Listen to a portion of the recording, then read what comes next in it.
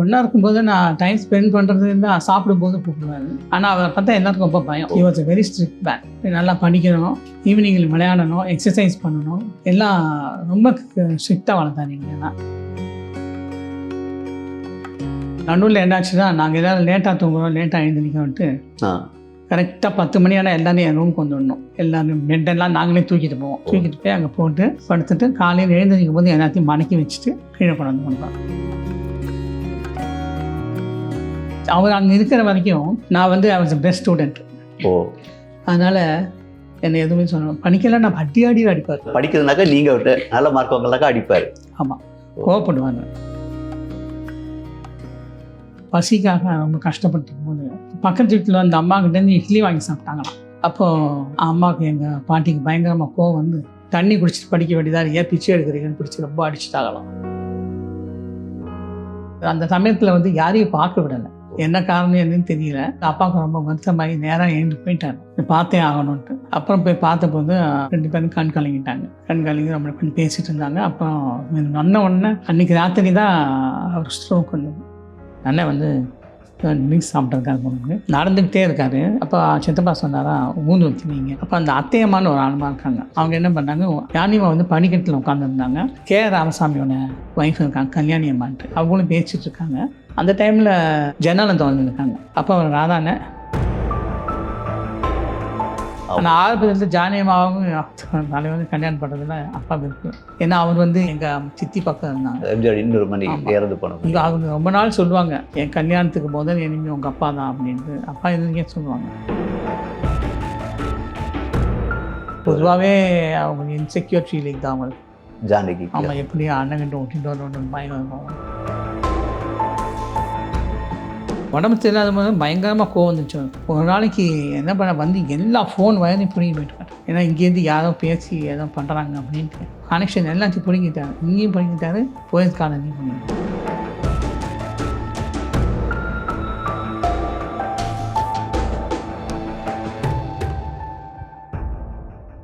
Wow தமிழா நேயர்களுக்கு வணக்கம். எம்ஜிஆரின் அண்ணன் எம்ஜி சக்கரபாணி அவர்களின் மகன் MC ராஜேந்திரன் அவர்கள் நம்முடன் இருக்கிறார். வணக்கம் ராஜேந்திரன் சார். சார், எம்ஜிஆர்னாலே சின்ன குழந்தைங்களுக்கெல்லாம், பெரியவங்களுக்கு மட்டும் இல்லை, சின்ன குழந்தைங்களுக்கு எம்ஜிஆர்னால ஒரு கனவு. அவரை பார்க்கணும், ஒரு தடையாவது பார்க்கணும், அவரை தொட்டு பார்க்கணும்னு ஆசையாக இருக்கும். ஆனால் நீங்கள் வந்து எம்ஜிஆருடைய அண்ணன் மகன், அவர் கூடயே ஒரே வீட்லேயே வாழ்ந்துருக்கீங்க. கூட்டு குடும்பம் தான் இருந்தீங்க. ஆமாம், 52லேருந்து 62 வரைக்கும் நம்ம வீட்டில் தான் இருந்தாங்க. அவங்க ஒய்ஃப் இறந்ததும் ஷிஃப்ட் டு ராமாவரம். அந்த வீடு யார் வாங்கி கொடுத்தது சார்? ராமாவரம் அப்பாவும் சித்தப்பாவும் சேர்ந்து வாங்கினது.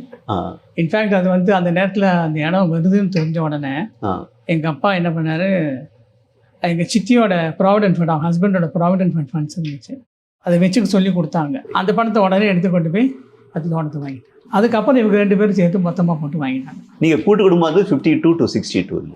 அது எந்த வீடு சார்? தாய் வீடு. விபி ராமன் வீட்டிலேருந்து 3ஆவது. இப்போ வந்து அந்த பாலிமர் டிவி. சரி சரி. அந்த வீடு எம்ஜிஆர் வாங்கினதுக்கும் அது விபி ராமனோட அப்பா. விபி ராமனோட ஃபாதர் MB ராமன் இருந்தார். அவர்கிட்ட இருந்தால் இவங்க வாங்கினாங்க. அது MB ராமன்ட்ட பொண்ணு முழு படத்தையும் கொடுக்க முடியல அவங்களால. சரி, நீ பொதுவாக இன்ஸ்டால்மெண்ட்லேயே கொடு அப்படின்ட்டாங்க. சரி, பிகாஸ் அவருக்கு சித்தப்பா ரொம்ப பிடிச்சிருச்சு அவருக்கு. அதனால் அவரை நீ எப்போ ஒன்று முடியுமோ அப்போ கொடுனாரு. அப்போ 2 இன்ஸ்டால்மெண்ட்டில் பே பண்ணாங்க. அது இப்போ தே பாண்ட் ஃபார் 17,000 rupees டோட்டலாக. நீங்கள் இப்போ சித்தப்பான்னு எங்களுக்காக சொன்னால் நீங்கள் கூப்பிடுறது சேச்சா தான் இல்லையா? சேச்சான் தான் கூப்பிடுறாங்க. அதுக்கு என்ன அர்த்தம் சார்? மலையாளத்தில் செரியாச்சான்னு பேர். அது ஷார்ட் ஃபார்ம் சேச்சான்றாங்க. எம்ஜிஆர் வந்து எந்த அளவுக்கு உங்களோட டைம் ஸ்பெண்ட் பண்ணுவார் சார் ஒன்றா இருக்கும்போது நான் டைம் ஸ்பெண்ட் பண்ணுறது தான் சாப்பிடும்போது கூப்பிடுவாரு. ஆனால் அவரை பார்த்தா எல்லாருக்கும் ரொம்ப பயம். He was a very strict man. நல்லா படிக்கணும், ஈவினிங்கில் விளையாடணும், எக்ஸசைஸ் பண்ணணும், எல்லாம் ரொம்ப ஸ்ட்ரிக்டாக வளர்த்தாருங்கன்னா. ஆனால் அதே நேரத்தில் ரொம்ப அன்பாகவும் இருந்தார். நாங்கள் சாப்பிடும்போது எல்லாரையும் கூட உட்காந்துச்சு எங்களுக்கெல்லாம் அவரே ஊட்டி விடுவார். அவருக்கு என்ன ரொம்ப பிடிக்கும் சார்? எங்கள் அம்மா பண்ணுற கருவாட்டு குழம்பு ரொம்ப பிடிக்கும். கருவாட்டு வார்த்தை தான் பிடிக்கும். அவருக்கு வந்து அம்மானா அவ்வளோ அன்புன்னு கேள்விப்பட்டிருக்கோம். ஆமாங்க. தன்னோட அம்மாவை பற்றி உங்கள்கிட்ட என்னெல்லாம் ஷேர் பண்ணியிருக்காரு? எங்ககிட்ட அவர் ஷேர் பண்ணுறது வந்து எங்கள் அப்பா தான் அவரை பற்றி நிறைய சொல்லியிருக்காங்க. நான் அம்மானா அவருக்கு ரொம்ப பிடிக்கும். நாடகம் நடிக்க போனாங்க இல்லையா, அப்போ கூட அப்பாக்கிட்ட, எங்கள் அப்பாக்கிட்ட, ஐயோ அம்மா இல்லாமல் கஷ்டமாக இருக்குன்னு ரொம்ப அழுவாங்க.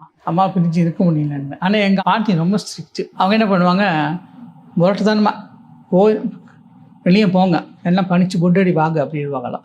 அந்த மாதிரி ஒரு tough lady. She was a very tough lady. இப்போ எம்ஜிஆரும் எம்ஜி சக்கரபாணி சாரும் வந்து ரொம்ப கஷ்டப்பட்டு வளர்ந்துருப்பாங்க. அந்த காலகட்டத்தை பத்தி அப்ப நடந்த சம்பவத்தை பத்தி உங்கள்கிட்ட சொல்லியிருக்காங்களா? அப்பா சொல்லியிருக்காரு, பசிக்காக ரொம்ப கஷ்டப்பட்டு போது பக்கத்து வீட்டில் அந்த அம்மா கிட்டேருந்து இட்லி வாங்கி சாப்பிட்டாங்களாம். அப்போது அம்மாவுக்கு எங்கள் பாட்டிக்கு பயங்கரமாக கோவம் வந்து தண்ணி குடிச்சிட்டு படிக்க வேண்டியதாக ஏன் பிச்சை எடுக்கிறீங்கன்னு பிடிச்சி ரொம்ப அடிச்சுட்டாங்களாம். அது அப்பா ரொம்ப சொல்லுவார். அந்த பசியாக இருந்தால் அவன் சத்துணவு திட்டத்தை கொண்டு வந்தார். யாரும் பசியோடு இருக்கக்கூடாது. அந்த பசி அந்த அப்போ இட்லி வாங்கி சாப்பிட்ட அந்த நினைப்பு தான் வந்துடுது. இப்போ எம்ஜிஆருக்கு வந்து அம்மா மாதிரியே தன்னுடைய அண்ணன் மாதிரி மிகுந்த மரியாதை இல்லையா? அந்த மரியாதைக்கு ஏதாவது உதாரணம் சொல்ல முடியுமா? அதாவது அண்ணன் சொல்லாமல் எதுவுமே செய்ய மாட்டாருன்னு. கட்சி ஆரம்பிக்கும் போது இந்த மாதிரி அவர் மீட்டிங்கில் லார்ட்ஸ் ரோடில் பேசிட்டு அவனை கட்சியிலேருந்து விலக்கிட்டாங்க இல்லையா? ஆமாம். அந்த டைமில் அப்பாங்கிட்ட தான் ஃபோன் பண்ணி பேசினார். அப்பா சொன்னார், நீ எந்த முடிவு எடுத்தாலும் கரெக்டாக இருக்கும், தயவுசெய்து கோ ஹெட் அப்படின்னு. தன்னுடைய அண்ணன் சொன்னதை கேட்டு எந்தெந்த முடிவெல்லாம் அவர் மாற்றிருக்காரு. 62 வரைக்கும் அப்பா தான் பார்த்துக்கிட்டு இருந்தார். அதுக்கப்புறமும் கொஞ்ச நாள் பார்த்துக்கிட்டு இருந்தார். அதுக்கப்புறம் அப்பா சித்தப்பா சொன்னாங்க, நீங்கள் ரெஸ்ட் எடுங்கப்பா, சரி அண்ணா நீங்கள் எடுங்க, நான் பார்த்துக்கிறேன் அப்படின்றாங்க. அதுக்கப்புறம் அவரே பார்க்க ஆரம்பிச்சிட்டாரு. அப்பாவோட வந்து எம்ஜிஆர் வந்து வசதியானவராக இருந்தாலும் எல்லா மரியாதையும் கொடுத்தார் இல்லையா அப்பாவுக்கு? கண்டிப்பாக. ஸ்வேரிங் செவரி நடக்கும்போது கூட முதல்ல அந்த ஸ்வேரிங் முடிச்சு நேரம் எங்கள் வீட்டுக்கு தான் வந்தார். அப்பா கிட்ட வந்து ஆசீர்வாதம். அதே மாதிரி 80 கூட ஸ்வேரிங் முடிஞ்சதும் அப்பா ஃப்ரண்ட் ரோல உட்காந்துருந்தாங்க. இறங்கி வந்து அப்பா காலில் விழுந்து கும்பிட்டு தான் போனாங்க. இப்போ அவர் வீட்டில் எப்படி பொழுதுபோக்குவார் சார் எம்ஜிஆர்? வந்து என்னெல்லாம் என்டர்டெயின்மெண்ட்டுக்கு என்ன பண்ணுவார்? இந்த என்டர்டெயின்மெண்ட் எங்கெங்க அவருக்கு ஃப்ரீ டைமே இருந்ததில்லை நினைக்கிறேன் நான். கொஞ்சம் டைம் கிடைச்சா கொஞ்சம் படுத்து தூங்குவார். தூக்கம் கம்மியாக இருக்குன்ற ரொம்ப கம்மி தானே. அதனால உங்களை அழைச்சிட்டு எங்கேயாவது வெளியெல்லாம் போயிருக்காரா? நாங்கள் கூப்பிட்டாலும் போக மாட்டோம். ஏன்னா அவரை பார்த்தா எங்களுக்கு பயம். ஏன் அவர் வந்து அவ்வளோ சாஃப்டான? ரொம்ப சாஃப்ட், நல்லா பார்த்துப்பாரு, எந்த பிரச்சனையும் கிடையாது. Very strict man. படிப்பு மார்க்ஸ் தான் கேட்பாரா? என்ன மார்க்ஸ் வாங்கியிருக்கீங்க அந்த மாதிரி? படிப்புல ரொம்ப ஸ்ட்ரிக்ட் சார். ஆனால் இந்த அவர் அங்கே இருக்கிற வரைக்கும் நான் வந்து அவர் பெஸ்ட் ஸ்டூடெண்ட். அதனால என்னை எதுவுமே சொல்லணும். படிக்கலாம் நான் அடி அடிப்பார். படிக்கிறதுனாக்கா நீங்கள் அவர்கிட்ட நல்ல மார்க் வாங்கலாக்கா அடிப்பார்? ஆமாம், கோவப்படுவாங்க. என்ன மார்க் ஷீட்டில் என்ன நடக்குது எங்கள் அம்மா கேட்பேன். அம்மாவை கூப்பிடாரு, நீ என்ன நீ படிக்கிறாங்களா இவனா ஒழுங்கா அப்படின்னு கேட்பாரு. எங்கள் அம்மா உண்மையாக சொல்லுவாங்க, இவன் பண்ணிக்கலாம் அவன் பண்ணிக்கலாம் என்ன சொல்லுவாங்க. இப்போ வந்துட்டு சாப்பாடு உங்களோட உட்காந்து சாப்பிட்டாரு அப்படின்னு சொன்னீங்க. நைட் நீங்கள் அவரோட தூங்கிருக்கீங்களா? அந்த மாதிரி ஏதாவது அவருடைய பெட்ரூம்குள்ளே போவீங்களா? இல்லை, நடுவில் என்னாச்சுன்னா நாங்கள் எதாவது லேட்டாக தூங்குறோம், லேட்டாக எழுந்திரிக்கோன்ட்டு கரெக்டாக 10 மணி ஆனால் எல்லாரும் என் ரூமுக்கு வந்துடணும். எல்லாரும் பெட்டெல்லாம் நாங்களே தூக்கிட்டு போவோம். தூக்கிட்டு போய் அங்கே போட்டு படுத்துட்டு காலையில் எழுந்திரிக்கும் போது எல்லாத்தையும் மடக்கி வச்சுட்டு கீழே கொண்டு கொடுப்பேன். உங்களுக்கு யாருக்குமே அது சினிமா ஆர்வம் கிடையாது? ஒருத்தர் மட்டும்தான் உங்களை சினிமாவுக்கு வந்தார், மற்றவங்க யாருக்குமே அந்த ஆர்வம் கிடையாது. உங்களுக்கு ஏன் அந்த ஆர்வம் இல்லை? அவருக்கு அந்த இன்ட்ரெஸ்ட் இல்லையா? எம்ஜிஆருக்கு நீங்களா சினிமாவில் வர்றது இன்ட்ரெஸ்ட் இல்லையா? ஐ ஹேட் அ காம்ப்ளெக்ஸ். நமக்கு ஹைட் இல்லைன்ற ஒரு ஃபீலிங். நான் எனக்கு சினிமா நடிக்கிறன்ற எண்ணம் வந்ததே கிடையாது. இப்போ சமீபத்தில் இறந்த உங்க அண்ணன் வந்து எம்ஜிஆர் வச்சு திரைப்படங்கள்லாம் தயாரிச்சிருக்காரு இல்லையா? அரசக்கட்டளை படம் அவர் தான் எடுத்தார். அந்த இதில் நுழைய விட்டார் எம்ஜிஆர். அரசக்கட்டளை படம் அவரும் எங்கள் பெரிய அக்கா சத்யபாமா ராஜன் இருக்காங்க, 2 பேருமா சேர்ந்து சத்யராஜா பிக்சர்ஸ்ன்னு ஆரம்பித்தாங்க. அதில் தான் அரசக்கட்டளையும் எங்கள் அப்பா டைரக்ஷன். இப்போ கதையெல்லாம் சொல்லுவாரா வீட்டில்? ஏதாவது படம் நீங்கள் ஷூட்டிங்கில் எது நடந்துச்சு அந்த மாதிரிலாம் வீட்டில் வந்து சினிமா பற்றி எங்ககிட்ட பேசவே மாட்டார். ஷூட்டிங்கும் பார்க்க விட மாட்டார். படம் பார்க்கல, ரிவ்யூ வந்ததுன்னா படம் பார்க்கலாம், அவ்வளோதான். இப்போ வீட்லேயே தியேட்டர் இருந்துச்சுல ராமவரம் வீட்லேயே? அப்போ நாங்கள் வீக்லி ஒன்ஸ் அங்கே போவோம். ஏதாவது படம் எடுத்து போடுவார். அப்போ உட்காந்து பார்ப்பாரு. அவர் உடல்நிலை சரியாமல் போச்சு இல்லையா? அப்போ உங்கள் அப்பா எப்படி ஃபீல் பண்ணார்? அப்போ ரொம்ப அப்செட் ஆகிட்டாரு. என்ன நடக்குதுன்னு அந்த சமயத்தில் வந்து யாரையும் பார்க்க விடலை. என்ன காரணம் என்னன்னு தெரியல. அந்த சமயத்தில் அப்பாவுக்கு ரொம்ப வருத்தமாகி நேராக எழுந்து போயிட்டாரு, பார்த்தே ஆகணும்ன்ட்டு. அப்புறம் போய் பார்த்தபோது 2 பேரும் கண் கலங்கிட்டாங்க. கண் கலங்கி நம்ம கொஞ்சம் பேசிட்டு இருந்தாங்க. அப்புறம் வந்த உடனே அன்னைக்கு ராத்திரி தான் அவர் ஸ்ட்ரோக் வந்து அந்த அப்போலோ ஹாஸ்பிட்டலில் அது பார்த்ததுக்கு அப்புறம் தான் ஸ்ட்ரோக் வந்துச்சு. அதுக்கு அமெரிக்காவுக்குலாம் போனீங்களா நீங்கள்? அமெரிக்காவுக்கு நானும் எங்கள் சிஸ்டரும் என் ஒய்ஃபு என் பிரதர் 4 பேரும் போனோம். கிட்னி டவுன் பெஸ்ட்டுன்னு பார்த்தாங்க. எங்கள் அக்காவுக்கு வந்து கம்ப்ளீட் மேட்ச் ஆச்சு. எனக்கு 5% கம்மியாக இருந்தது. அக்காவை செலக்ட் பண்ணாங்க. பட் என்னை ஸ்டாண்ட் பை டோனராக அங்கே வச்சுட்டாங்க. எம்ஜிஆர் எந்த அளவுக்கு உருக்கமாக பார்த்தாரு? இப்போ நீங்கள் தான் கிட்னி கொடுத்தீங்க, உங்கள் சிஸ்டர் தான் கொடுத்தாங்க, அவருக்கு எந்த அளவுக்கு இதுவாக இருந்தது? அவர் ஹாஸ்பிட்டலில் இருக்கிற வரைக்கும் அவருக்கு தெரியாது, நாங்கள் தான் கொடுத்தோம். இங்கே வந்ததுக்கப்புறம் தெரிஞ்சிருக்கும். இங்கே வந்து பண்ருட்டி சொல்லி தான் தெரியும். என்ன ரியாக்ட் பண்ணார்? உடனே அக்கா வர வச்சாரு, கொடுத்து ரொம்ப கண் கலங்கி அழுதாரு. ஆனால் அப்போ நான் அங்கே தான் இருந்தேன். அங்கே வந்து அப்போ நான் ஜானியம்மாவுக்கு நான் ரொம்ப க்ளோஸ். நான் அப்போ அங்கேயே இருந்தேன். நான் இருந்தேன்னா தங்கினேன், காலையிலேருந்து மதியானம் வரைக்கும் இருந்துட்டு வந்துடுவேன். அமெரிக்காவில் இருக்கும்போது அந்த ரொட்டீன், ஏன்னா எம்ஜிஆர் நிறைய பேர் தெரியாது, நிறைய பேர் பார்க்கலாம் வர மாட்டாங்க. அவர் தனிப்பட்ட ஒரு வாழ்க்கை வாழ்ந்துருப்பாரு. அங்கே எப்படி இருந்துச்சு அவருடைய லைஃப் ஸ்டைல்? எப்படி? அவர் ரூம்லேயே தான் இருக்க முடியுது. பிகாஸ் அவர் ஆக்சுவலாக ஜனவரி வரைக்கும் அவர் வெளியெல்லாம் அனுப்பலை. சரி, அங்கேயே இருந்தார். ஒரே நாள் மாத்திரம் ப்ரெஸ் கான்ஃபரன்ஸ் நடத்துனாங்க, அன்றைக்கி வெளியே வந்தார். February 1 ஒரு ப்ரெஸ் பெரிய மீட்டிங் நடத்தினாங்க. ஆ. அன்றைக்கி எல்லாரும் வந்திருந்தாங்க, பேசுனாங்க. அங்க இருக்க தமிழர்கள்லாம் எம்ஜிஆர் வந்து பார்த்தாங்களா? அது அன்றைக்கி தான் எல்லாரும் பார்த்தோம். நீங்க வந்து ராமவார தோட்டம் போனீங்கன்னாக்கா, இப்போ எம்ஜிஆர் சைடு சொந்தக்காரங்க இருப்பாங்க, ஜானகி மேடம் அவங்க சைடு சொந்தக்காரங்க இருப்பாங்க. 2 பேருக்குள்ள க்ளோஸ்னஸ் இருக்குமா, இல்லை ஒரு சின்னதா ஒரு எப்படி பாசமாக தான்? ஃப்ரிக்ஷன்லாம் ஒன்றும் கிடையாது. சரி சரி. இப்போ நாங்கள்லாம் நல்லா தான் இருந்தோம். இப்போ இருக்கிற மாதிரி இல்லை, இப்போ கொஞ்சம் ஃப்ரிக்ஷன் தான். அப்போ வந்து வெறும் நார்மல். அவங்க ஜானகி அம்மா ரொம்ப நல்லா பார்த்துக்குவாங்க. எங்கிட்ட ஷி வாஸ் வெரி நார்மல். இப்போ எம்ஜிஆர் வந்து எந்த திருமணத்துக்கு போனாலும் ஏதாவது பெரிய கிஃப்ட் கொடுப்பாருப்பாங்க, மற்றவங்களுக்கே அப்படின்னு. உங்க திருமணத்துக்கு அவர் எம்ஜிஆர் கிஃப்ட் பண்ணார்? அவருக்கு பீரியடாக கல்யாணமே அவர் தாங்க நடத்தினார். கல்யாணம் அவர் தான் வந்தது, வரவேற்புரை கொடுத்தாரு. யூஸ்வலாக வந்து வரவேற்புரை கொடுக்கறது வந்து ஆரம்பிப்பேன் தான் எல்லா கல்யாணத்துலையும். சரி சரி. ஆனால் அன்றைக்கி அவர் லேட்டாக வந்தாருட்டு இவரே கொடுத்துருக்காரு. vote of thanks ஆரம்பிப்பார். இப்போ நிறைய பேருக்கு எல்லாமே கொடுப்பார் இல்லையா, அவர் அள்ளி அள்ளி கொடுப்பார் இல்லையா? அது அப்பாவோ இல்லை ஜானகி அம்மாவோ அது வந்து எதுக்கு கொடுக்கணும், நம்ம பணம் செலவு பண்ணுறேன் அப்படி கையை பிடிச்சது கிடையாது இல்லையா? எங்கள் அப்பா சொல்ல மாட்டார். இப்போ அவருக்கு உங்கள் அப்பாவுக்கு வந்து 10 பசங்க, ஆனால் அவருக்கு வந்து பசங்களே கிடையாது. அந்த கவலை அவருக்கு இருந்துச்சு, அந்த பசங்க இல்லைன்ற கவலை. அதை பற்றி ஏதாவது பேசுவாரா? பேசுவார்னா வெளியில் பேசியிருக்காரு, அப்பா சொன்னார். ஓ, அது வருத்தப்படுறான்டா, ரொம்ப அவனுக்கு அந்த கவலை நிறைய இருக்குது அப்படின்னா. ஆனால் வீட்டில் இருக்கும்போது நானும் கவலை இல்லைட்டான், அப்போ தான் 10 பசங்க இருக்காங்கட்டா அப்படின்னு ஏட்டான்னு தான் கூப்பிடுவாரு. அவருக்கு பசங்களே உங்களை தான் ரொம்ப பிடிச்சவர் இல்லையா? உங்களை ஏதாவது செல்ல பேர் வச்சு கூப்பிடுவாரா? இல்லை, என்ன தான் பிடிக்கும் இல்லை, எல்லாத்தையும் பிடிக்கும். எல்லாரும் ஒரே மாதிரி தான் ட்ரீட் பண்ணுவார். நீங்கள் நல்லா படிக்கிறதால உங்களுக்கு பிடிக்குன்னு சொன்னீங்களா? அந்த டைமில் என்ன ரொம்ப பெட் பண்ணார். நோவல் கிளாஸஸில் கண்டினியூஸாக மெடல் வாங்கிட்டு இருந்தேன், அதனால் கொஞ்சம் அப்ரிஷியேட் பண்ணியிருந்தாரு. ஆனால் அவருக்கு எல்லாரையுமே நல்லா பிடிக்கும். எல்லாரையும் பேர் சொல்லி ஃபுல் நேம் கூப்பிடாம பாதி என்ன ராஜேந்திரன்னா என்ன ராஜுன்னு கூப்பிடுவாரு. ஏதாவது பேர் வச்செல்லாம் அவர் தானா இல்லை எல்லாருக்கும் பேர்? பெரியவருக்கு ராமூர்த்தி வச்சாரு, அக்காவுக்கு வந்து பாட்டி பேரை வச்சாரு, சத்யபாமா ராஜன், அப்புறம் பிரபாகரன் வச்சாரு, சந்திரசேகரன் வச்சாரு, சுகுமார் வச்சாரு, அப்புறம் லீலாவதி, விஜயலட்சுமி, எனக்கு ராஜேந்திரன் வச்சாரு, என் தம்பிக்கு பாலசூரியன் வச்சாரு, கடைசி தம்பிக்கு வந்து மந்தியழகன் வச்சாரு. அது திராவிட இயக்க தலைவர் பேர் வச்சாரு. அவர் இருக்கும்போது தான் வந்து உங்கள் அப்பா இறந்தார். அவர் தன்னுடைய ரொம்ப பாசமாக இருந்த அண்ணன் இறந்தப்போ அவர் எப்படி ரியாக்ட் பண்ணார்? ரொம்ப அழுதாருங்க, பயங்கரமாக அழுதாரு. அது எங்கள் அப்பா ரூமில் உட்காந்து மணி ஹாலில் வச்சுருந்தாங்க. அப்புறம் இவர் உள்ளே வந்து சோஃபாவில் உட்காந்து அழுதாருங்க. எல்லாரும் போய் நின்றோம். அப்போ அவர் சொன்னார், எங்கள் அண்ணன் போயிட்டாருன்னு 1 வருஷம் தான் நான் இருந்தேன், இன்னும் எப்போ போகணும்னு சொல்ல முடியாது அப்படின்னு. அந்த ஒரு ஊருக்கும் அவருக்கு ரொம்பவே இருந்துச்சு கடைசி காலத்தில். அவர் ரிலேஷன்ஷிப் இறுக்கமான ஏதாவது சம்பவங்கள் சொல்ல முடியுமா? எம்ஜிஆருக்கும் எம்சி சக்கரபாணிக்கும் இடையிலான நிறைய விஷயங்கள் இருக்கு. ஒரு முறை வந்து ஃபாரின் இம்போர்ட்டட் கார் வாங்கினார். கார் வாங்குறேன்னு சொன்ன உடனே அந்த கார் முதல்ல அங்கே வந்த உடனே அவரு கூட பார்க்கல, நிசான் ஒரு கார் வாங்கினார். சரி சரி. சத்யா ஸ்டுடியோலேருந்து அந்த வண்டி எடுத்துகிட்டு முதல்ல அண்ணன்ட்டு காட்டிடுவாங்க. ஏன் அப்படின்னு கேட்டாங்க எல்லாரும். நான் இம்போர்ட்டட் கார் வாங்கணும்னு ரொம்ப விருப்பப்பட்டேன்னு எங்கள் அண்ணன் தான், அதோட தயவு செய்து அவர் மாதிரி காமிச்சிட்டு வாங்க அப்படின்னா. இந்த அரசியல் விமர்சனங்கள் எல்லாம் வந்துட்டு உங்கள் அப்பா எப்படி எடுத்துக்காரு? எம்ஜிஆர் அரசியலுக்கு வந்து அவர் எப்படி விரும்பினாரா, அது தம்பிக்கு இதெல்லாம் தேவையில்லை அப்படின்னு நினைச்சாரா? அப்படி இல்லை, அவர் அரசியல் அதாவது ஒரு நெகட்டிவ் பப்ளிசிட்டி தான் விழுங்க அப்படின்னு. அவர் அரசியலில் ஒரு ஆசைப்படல, எம்ஜிஆர் கூட வேணான்ட்டு.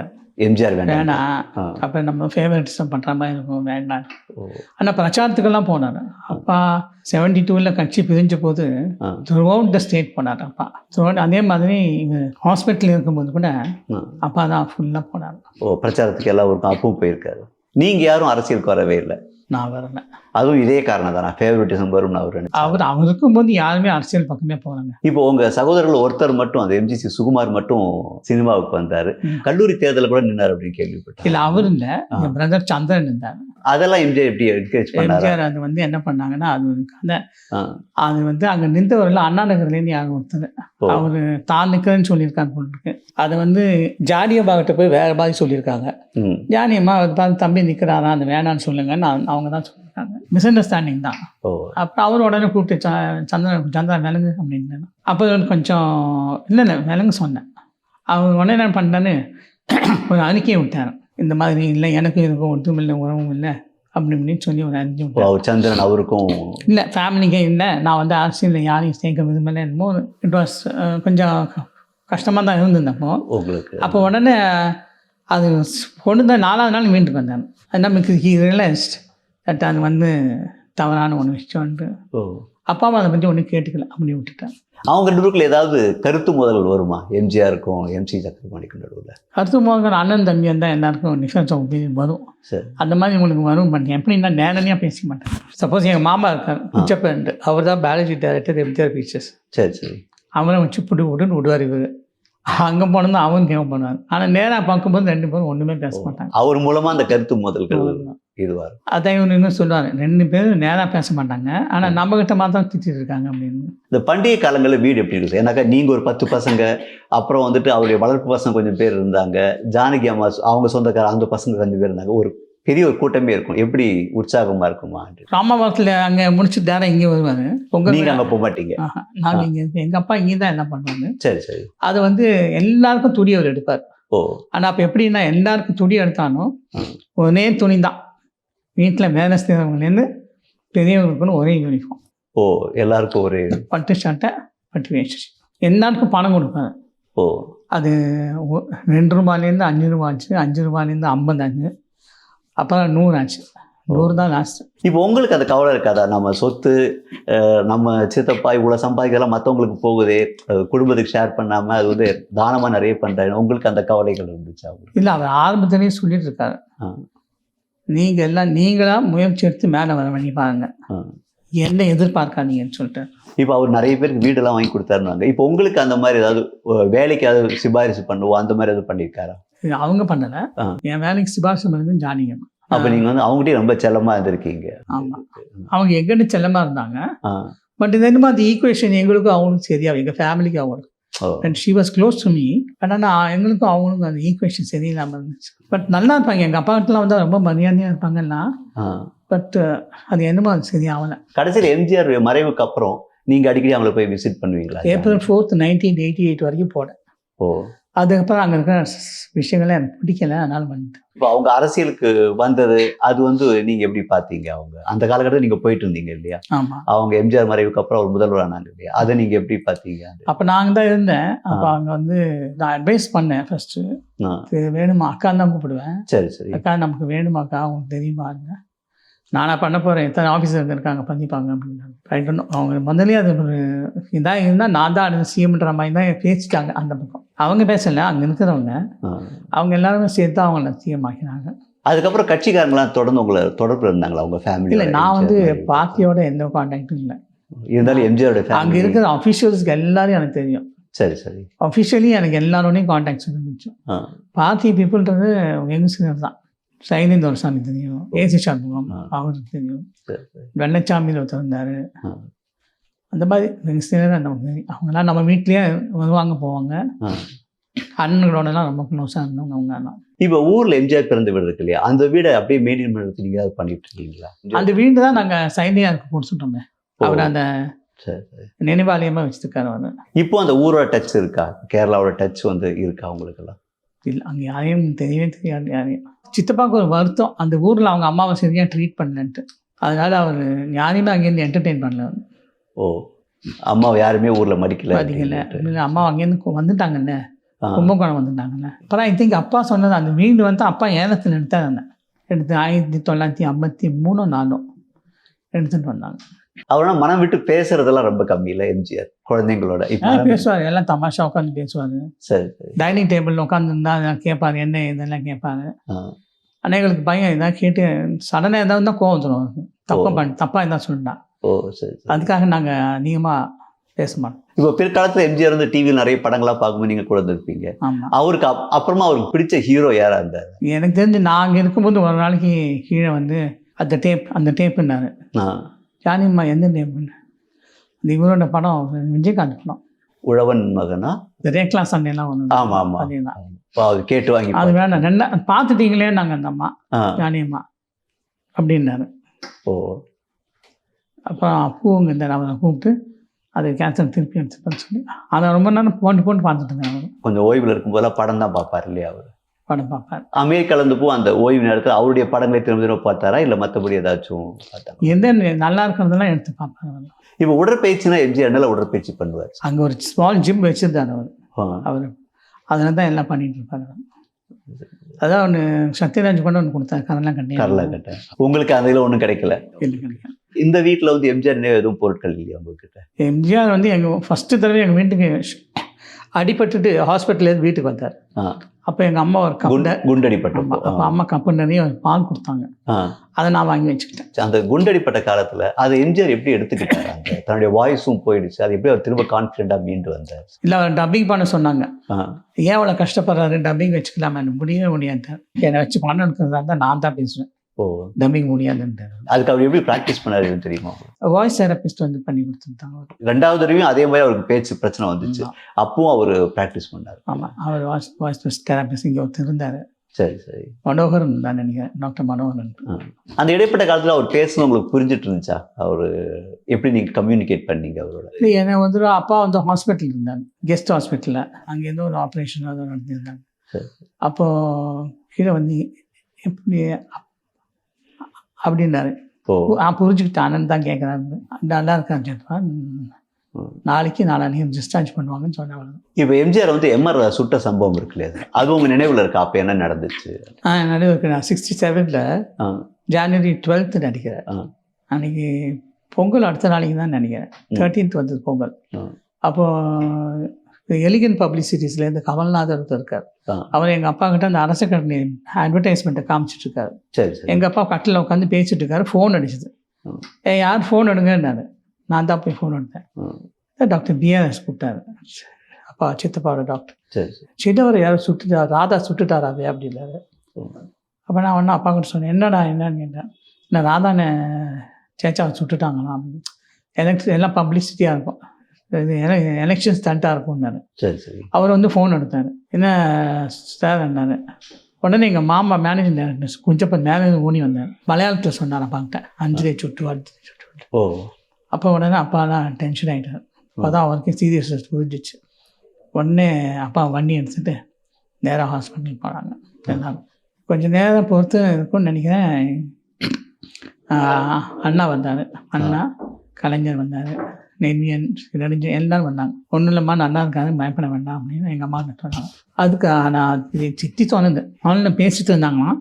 ராதா வந்து அண்ணன் வந்து மீஸ் சாப்பிட்ருக்காரு, பொண்ணுக்கு நடந்துக்கிட்டே இருக்காரு. அப்போ சித்தப்பா சொன்னாரா ஊந்து வச்சு வைங்க இல்லைனா அந்த. அப்போ அந்த அத்தையம்மான்னு ஒரு ஆளுமா இருக்காங்க. அவங்க என்ன பண்ணாங்க, அம்மா வந்து யானிமா வந்து பனிக்கட்டில் உட்காந்துருந்தாங்க. அவங்களும் இந்த கே ராமசாமியோட ஒய்ஃப் இருக்காங்க, கல்யாணி அம்மான்ட்டு. அவங்களும் பேசிட்டு இருக்காங்க.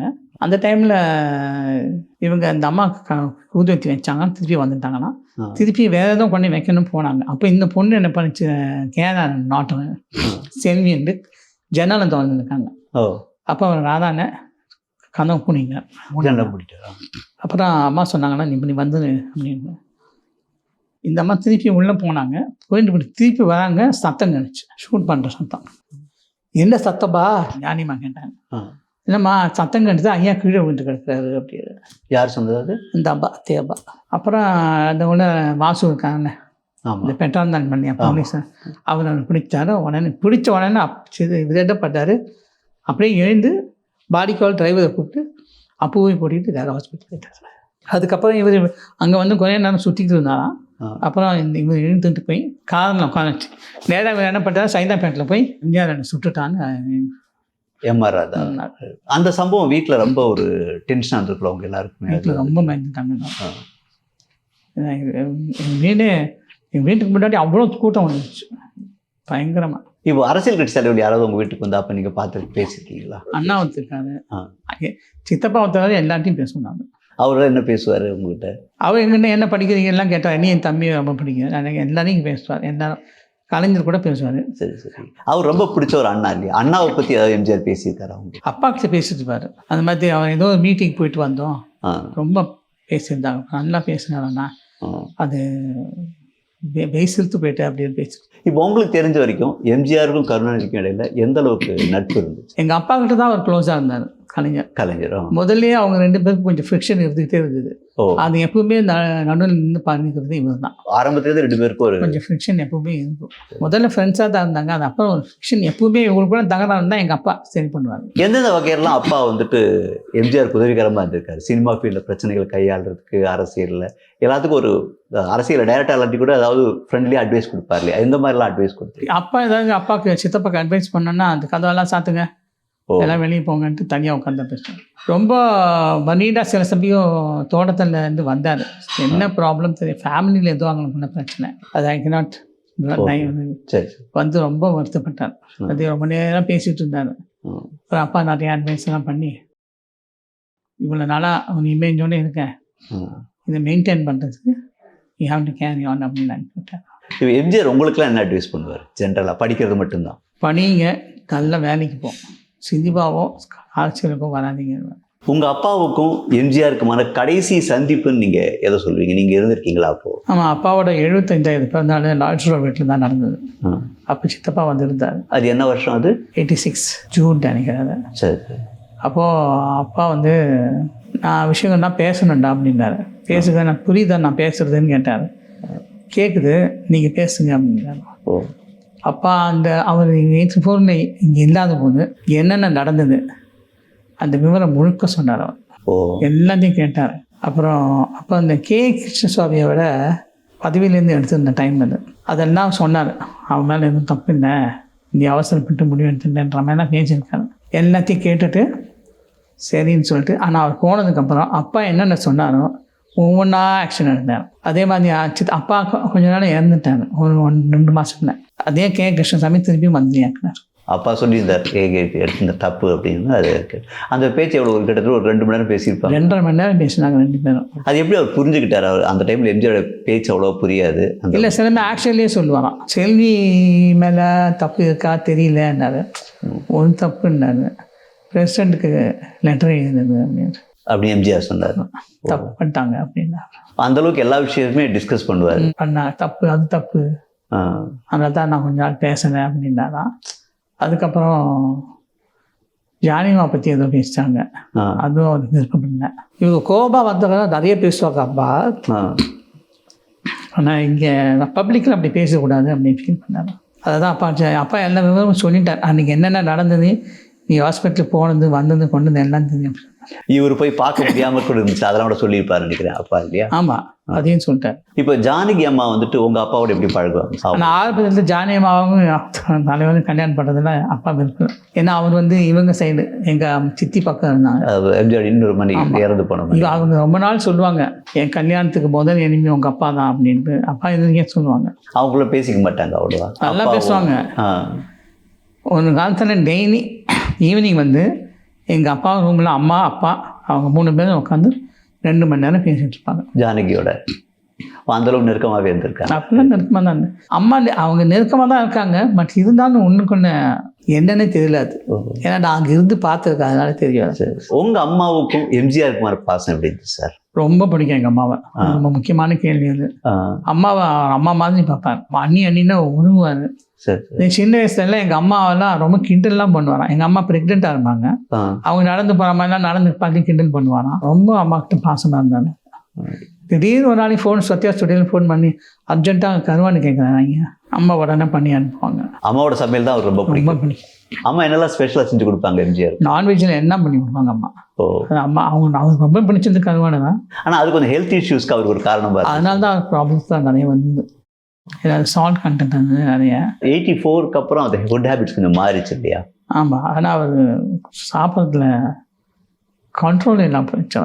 எதையாவது ஒன்று வேண்டான்னா அது மீமாயிடுச்சு. ஆனால் அவர் யாராலையும் கண்ட்ரோல் பண்ண முடியல. இப்போ ஜானகி அம்மாவெல்லாம் நாளைக்கு நாங்கள் இன்டர்காம்லேருந்து அம்மாக்கிட்ட நான் பேசிட்டு இருக்கேன். இன்டர்காம் வந்து நான் மணின்ற சமயத்தான் இருந்தேன். அம்மா அவர் பொங்கல் நெய்யே தான் போட்டு கேட்குறாருமா, என்ன பண்ணுறதுன்னு என்ன சொல்கிறேன். அப்புறம் மேலே போனால் அவர் ஃபோன் பண்ணுறாங்க அம்மா, என்னென்னா அது விளக்குறாரு எப்படி இருக்கணும்ன்ட்டு. பொங்கல் அவனு இருக்கணும், புத்தி பருப்பு இருக்கணும் அப்படின்னு அவர் காட்டுறாரு. அதெல்லாம் வேணாங்க, உங்களுக்கு ஒத்துக்காதாங்க, இன்னைக்கு வேணும் அப்படின்னாரு. பண்ணி கொடுத்தாங்க. அந்தளவுக்கு ஒரு அடமாக இருந்திருக்காரு அந்த எம்ஜிஆரோட இன்னொரு ஃபேஸ். அப்போ உடம்பு தெரியாத போது பயங்கரமாக கோவம் வந்துச்சு. ஒரு நாளைக்கு என்ன பண்ண வந்து எல்லா ஃபோன் வயதையும் பிடிங்கி போயிட்டு மாட்டாங்க. ஏன்னா இங்கேருந்து யாரோ பேசி ஏதோ பண்ணுறாங்க அப்படின்ட்டு எல்லா வயது கனெக்ஷன் எல்லாத்தையும் பிடிங்கிட்டாரு. இங்கேயும் பிடிங்கிட்டாரு, போயிருக்கானதையும் பிடிங்கிட்டாரு. இப்போ உங்கள் அம்மாவோட அவர் கோவப்பட்டிருக்காரா? அந்த மாதிரி என்றைக்குமே இல்லை. அது உங்ககிட்ட காட்டுவார், அது படிக்கலைனாக்கா உங்ககிட்ட காட்டுவார். ரொம்ப ஸ்ட்ரிக்டாக வளர்த்தது. எங்கள் அப்பா எங்ககிட்ட ஸ்ட்ரிக்டாக இருந்ததே கிடையாது. எங்களை 62 வரைக்கும் ரொம்ப ஸ்ட்ரிக்டாக வளர்த்தது அவர் தான். மாநிலேருந்து இறங்கி வராருன்னா அப்புறம் நீ வேஷ்டி சத்தம் கேட்கும் சனன்னு. சரி சரி. உடனே எல்லாரும் அலர்ட் ஆகிடும். அவர் வீட்டில் இருக்கும்போது சத்தம் வரக்கூடாது அந்த மாதிரி ஏதாச்சும் சத்தம் வரக்கூடாது இல்லை, கத்தக்கூடாது. விளையாடினா ரொம்ப சைடில் அந்த பேசேஜ் இருக்கு, சரி. அங்கே கிரிக்கெட் விளையாடுவோம் வந்து அவரும் விளையாடுவார் வந்து. ஓ, அவர் விளையாடுவார். அதெல்லாம் பண்ணுவார். அதெல்லாம் ஃப்ரெண்ட்லியாக இருப்பார். நான் எதாவது தப்புதான் அவர் தாங்க மாட்டேன். விளையாட்டில் என்ன விளையாட்டு பிடிக்கும் எம்ஜிஆருக்கு? கிரிக்கெட் விளையாடுவார் எங்களோட, ஃபுட்பால், அதெல்லாம் அவருக்கு ரொம்ப பிடிக்கும். டிவிலையும் பார்ப்பாரா கிரிக்கெட் ஃபுட்பால்லாம்? சிஎமான பிறகு டிவி வச்ச காரணமே அதுதான், கமெண்ட்ரி பார்க்கறதுனால, கிரிக்கெட் பார்க்கறதுக்காக தான், மேட்ச் பார்க்கறதுக்காக. எந்த வீரரை பிடிக்கும் அவருக்கு? அதில் நல்ல பிளேயர்ஸ் எக்ஸல் பண்ணுறாங்கன்னா அவங்கள எல்லாம் கூப்பிட்டு பாராட்டு விழா நடத்துவார். முகமது கூட பாராட்டு விழா வச்சார் இல்லையா? ஆமாம், குத்து சண்டையை அவர் ரொம்ப பிடிக்கும். ஒரு பாம்பே போயிருந்த போது அங்கே ஒரு நாடக குழு இருந்தது, இந்த சுபாஷ் காயின் தெரியுமா? இருக்காரு, தெரியும். அவர் பெயிண்டர் அஸ்தானி இவங்க எல்லாருமா சேர்ந்து ஏதோ ஒரு ட்ரூப் வச்சுருந்தாங்க.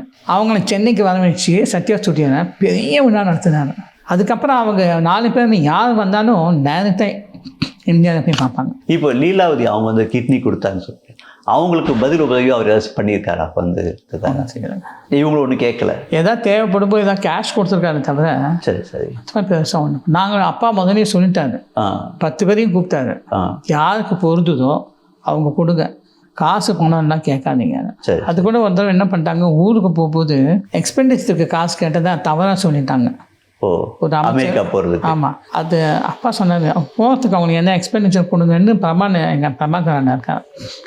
அதை போய் ஒரு அமைச்சர் போய் காசு கேட்குறாங்க அப்படின்னு தப்பா சார். அதாவது எப்படியாவது எங்களை பற்றி ஒரு ராங் இமேஜ் கொண்டு வரணும்னு பார்த்தாங்க. அப்புறம் அது எப்படி சமாளிச்சிங்க? அப்பா பேசிட்டார். அதெல்லாம் அந்த 2.5 மணி நேரம் பேசணும். இல்லை, நான் அம்மா ஜானியம்மா என்ன கேட்டாங்க, ஏன்னா நான் காசு கேட்குறாங்க. காசு கேட்கலக்கா, செலவுக்கு இந்த 4 பேர் போனோம், 4 பேர் செலவுக்கு தான் பணம் கேட்டாங்க, நாங்கள் எங்களுக்கு எந்த பணம் வேண்டாம் அப்படின்னு.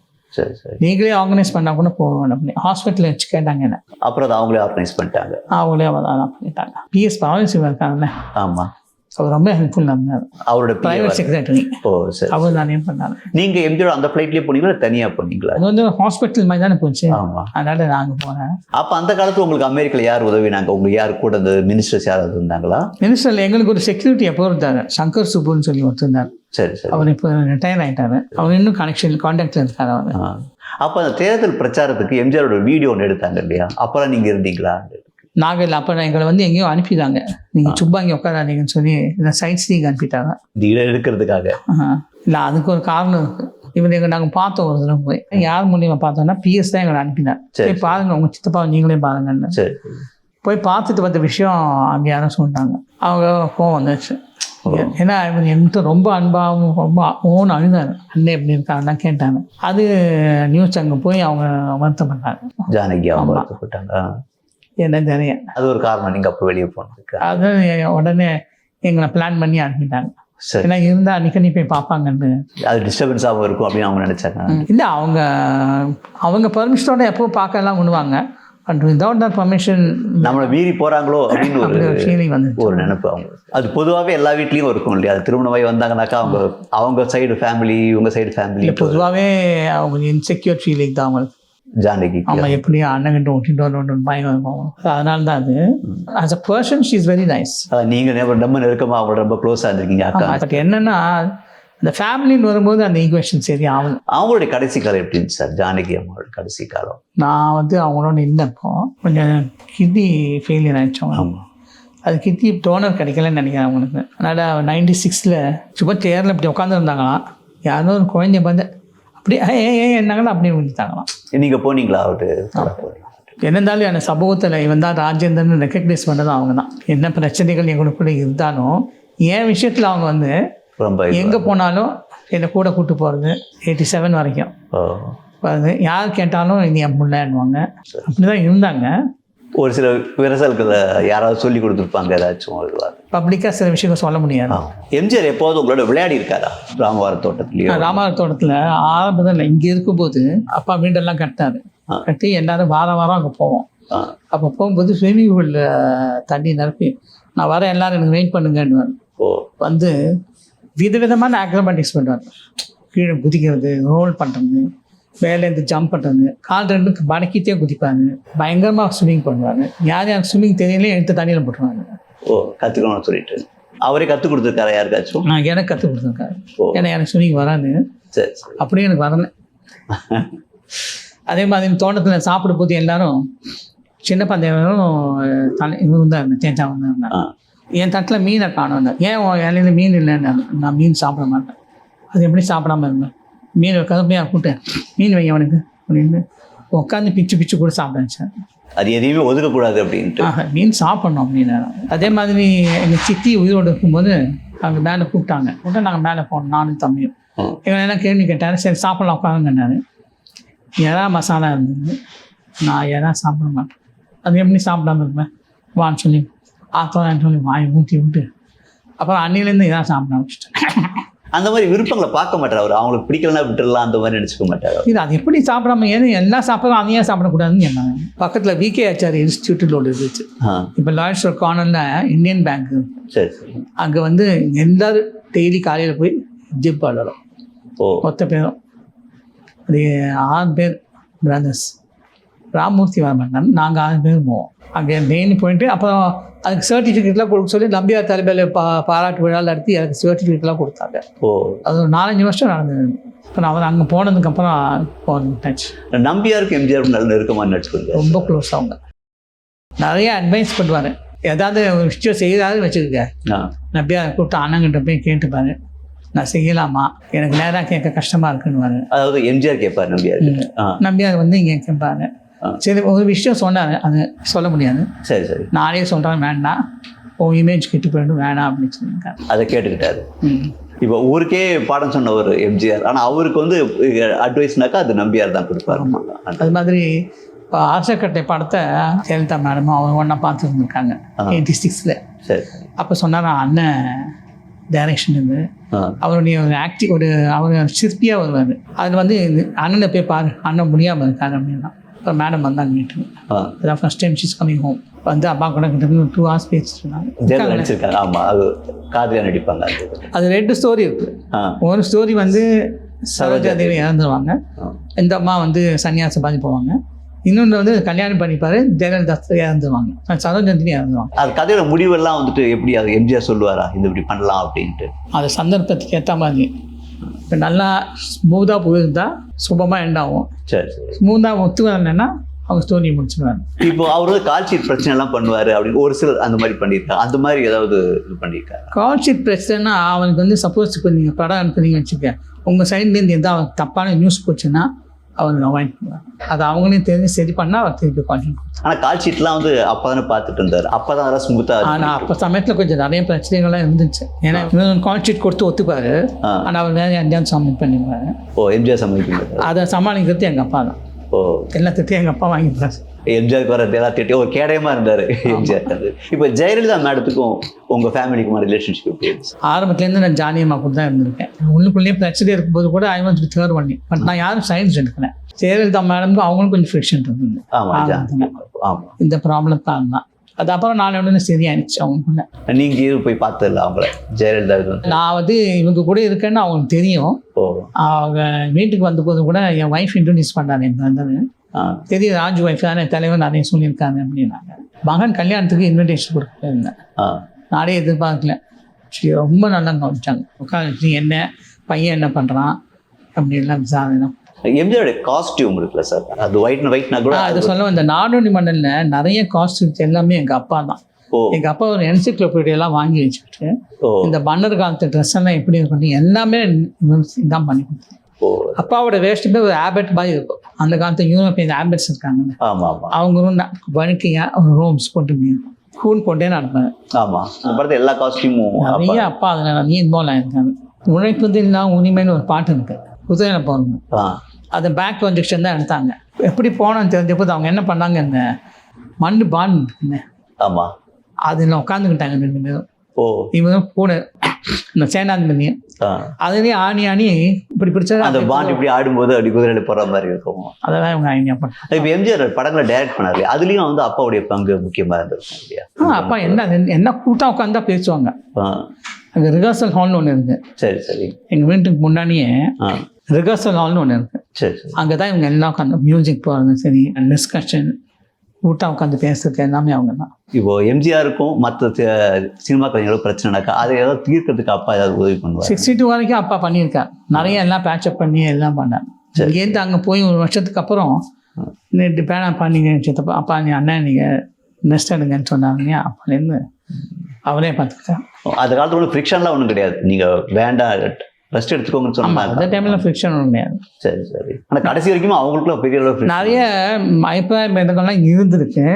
ஆனால் அவங்க நேராக பார்த்தா அதெல்லாம் மறந்துடுவாங்க. இப்போ குடும்ப விழாக்கள்லாம் வந்துட்டு வருவாங்க, கல்யாணத்துக்கெல்லாம் வந்தால் முன்னின்று செய்வாங்க. எல்லா கல்யாணத்துக்கும் அவர் தான் நடத்துக்காங்க. உங்கள் வீட்டில் எல்லா கல்யாணத்தையும் அவர் தான் நடத்தியிருக்காரு அவர் இருக்கிற வரைக்கும். கடைசியாக அவர் அட்டன் பண்ணது கடைசி தம்பி மேரேஜ் 86ல். எம்ஜிஆருக்கும் அப்பாவுக்கும் இடையில பாசம் இருக்கு இல்லையா, அந்த பாசம் வந்து இந்த ஜென்ரேஷனில் இருக்கா சார்? உங்கள் பிரதர்ஸ்லாம் நீங்கள் ஒற்றுமையாக தான் இருக்கீங்களா? நீங்கள் நாங்கள் எல்லாம் ரொம்ப ஒற்றுமையாக இருக்கோம். அதுக்கு வந்து எம்ஜிஆருக்கும் உங்கள் அப்பாவுக்கு இடையில ஒற்றுமையை பார்த்து வளர்ந்ததால தான் அப்படின்னு சொல்லலாம். இல்லை, அவர் சில நிறைய விஷயங்கள் நடந்திருக்கு. சில பேர் சில சமயங்கள் ஏன் நீங்கள் பொறுமையாக இருக்கீங்க இந்த மாதிரி ஏதாவது ஒன்று பேசுங்க அப்படின்னு சொன்னால் அவர் கோவம் வந்துடும். வேலையை பார்த்து போனான்னு அப்பாவுக்கு ரொம்ப கோவம் வந்துடும், இந்த மாதிரி பேசாதீங்க அப்படின்னு. சரி. இப்போ இந்த மாதிரி பிரிக்கிறதுக்கு முயற்சி பண்ணுவாங்க இல்லையா அந்த காலத்து? என்னதான் இருந்தாலும் வந்து அண்ணன் தம்பி ஒற்றுமையாக தான் பிரிக்க அந்த மாதிரி ஏதாவது முயற்சி? எங்கள் மாமா சொல்லுவார், இவங்க நடுவில் நம்ம போகக்கூடாது, இவங்க 2 பேரும் நம்மளை போட்டுருவாங்க அப்படின்னு. யார் முயற்சி பண்ணாலும் நடக்காது அவங்க. எனக்கு தெரிஞ்ச ஒரு அமைச்சர் இருந்தார், அவர் பேர் சொல்ல விரும்பல. அவர் போய் ஏதோ சித்தப்பா கிட்ட அப்பா பற்றி சொல்லியிருக்காரு. அப்பா உடனே அவர் சரின்னு கேட்டு அப்பா ஃபோன் பண்ணி இவன் உங்களை பற்றி பண்ணிலாம் சொல்கிறான், நான் அனுப்புகிறேன் என்னன்னு கேளுங்கன்றார். அந்த ஆளுக்கு ரொம்ப கஷ்டமாக போயிடுச்சு. அந்த வந்து யாரும் அவரை பற்றி சொல்ல மாட்டாங்க. அதே மாதிரி அரச கட்டளையில் கூட படம் ஷூட்டிங் நடக்கும்போது சஜஷன் கொடுப்பாங்க சித்தப்பா, இல்லை இப்படி தான் பண்ணணும்னு சொல்ல மாட்டாங்க. சரி சரி. இப்போ மற்ற டேரக்டர்லாம் இப்படி பண்ணுங்க அப்படின்னு சொல்லுவாங்க, எங்கள் அப்பாவுக்கு தானே சொல்லுவாங்க, ஏன்டா இப்படி பண்ண என்ன அப்படின்னு கேட்பாங்க. இப்போ வந்துட்டு இந்த படம் எடுத்தார் இல்லையா உங்கள் அண்ணனுக்காக எடுத்தார் இல்லையா, அது எதுக்காக எடுத்தா? அவருக்கு ஏதாவது செஞ்சு கொடுக்கணும், அவருக்கு ஏதாவது பிஸ்னஸ் ஏற்படுத்தி கொடுக்கணுன்றதுக்காக அரசு கட்டளை நடிச்சாரா எம்ஜிஆர்? ஆமாம், அவங்க ரெண்டு பேரும் சீனியர்ஸ் எங்களை விட. எனக்கு அவருக்கு 14 வருஷம் வித்தியாசம். ஓ சரி. அதனால் அப்போயே ஒரு காலேஜ் முடிச்ச உடனே என்ன பண்ணுங்கன்னு அவர் விருப்பப்பட்டார் பாடம் எடுக்கணும். ஓ அப்போ அது மற்ற ஃபேமிலிஸ்லாம் ரொம்ப க்ளோரிஃபைடாக இருக்கும்போது நீங்கள் ஒரு மாதிரி ஒதுங்கி இருக்கீங்க. அது எம்ஜிஆர்னாலே தமிழ்நாடு ஃபுல்லாக எல்லாருக்குமே தெரியும். அது என்னன்னா, இப்போ அந்த மாதிரி ஒரு அறிக்கை விட்டார்ல, அவங்க அந்த அறிக்கையை தான் பார்க்குறாங்க தவிர அதுக்கப்புறம் சித்தப்பா எங்களோட இருந்தது நெருக்கமாக இருந்தது, நான் அங்கே ரெகுலராக போயிட்டு இருந்தது, எங்கிட்ட அப்பப்போ என்னை கூட்டு தனியாக கேட்கறது, இதெல்லாம் இந்த உலகம் தெரியாது. நாங்களும் போய் அதை பற்றி சொல்ல விரும்பினேன். அந்த அறிக்கையே அது இவங்க நினச்சி ஒதுக்கி வச்சுட்டாரு போட்டிருக்கு அப்படின்னு நினச்சிட்டு இருக்காங்க. அப்படி இல்லை, சில விஷயங்கள் ஃபோன் பண்ணி சொல்லிடுவாங்க, இந்த மாதிரி இருக்கு நீங்க கண்டுக்காதீங்க அப்படின்னு. அவருடைய சொத்துக்கள் எதுவும் உங்களுக்கு கிடைச்சதா? எம்ஜிஆர் சொத்துக்கள் எதுவுமே கிடைக்கல வரல. இல்லை, அது எங்கள் அம்மா வந்து எங்கள் அண்ணன்கிட்ட, எங்கள் அண்ணன் ஏதோ சொத்து விஷயமா ஏதோ பண்ணணும்னாரு. சரி சரி. ஜென்ரலாக அப்போ எங்கள் அம்மா கூப்பிட்டு சொன்னாங்க, நீங்கள் எல்லாத்தையும் சத்தியம் வாங்கினாங்க, சித்தப்பா சொத்துக்காக நம்ம சண்டை போட்டான்னு வரக்கூடாது, இனிமேல் யாரும் அதை பண்ணக்கூடாதுன்னாங்க. ஆனால் அவர் முடிஞ்ச வரைக்கும் உங்களாலே ஆளாக்கி இருக்காரு எம்ஜிஆர். சொத்துக்கள் வந்து நீங்கள் கேட்காட்டியும் நீங்கள் நல்லா தான் இருக்கீங்க. எல்லாரும் நல்லா தான் இருக்கும். அவங்க விஷயத்தில் அவங்க இங்கே இப்போ இருக்கிற நிலைமை மாதிரி கோடிக்கணக்கில் இல்லைனாலும் ஹாப்பி. இவ்வளோ நேரம் எம்ஜிஆர் பற்றி பல விஷயங்களோட ஷேர் பண்ணி மிக்க நன்றி சார்.